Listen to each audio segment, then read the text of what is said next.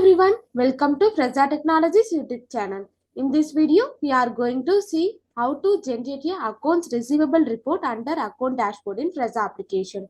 Initially, we have to log into Fresa application.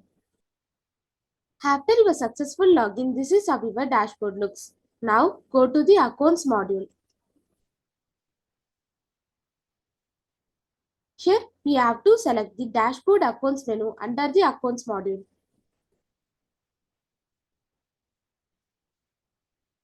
Now the account dashboard page will be displayed on the screen. On this page, we have to select the COA.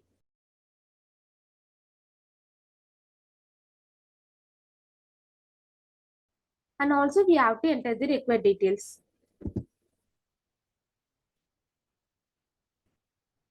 Then we have to click on the submit button. After clicking the submit button, the voucher details are shown in the accounts dashboard page. Now we have to click the account receivable report button. On this account dashboard, accounts receivable report page show the details. If you want to download these details, just click on the options menu. Then we have to click on the download button to download this report. This is how to generate a accounts receivable report under account dashboard in Fresa application. Thanks for watching.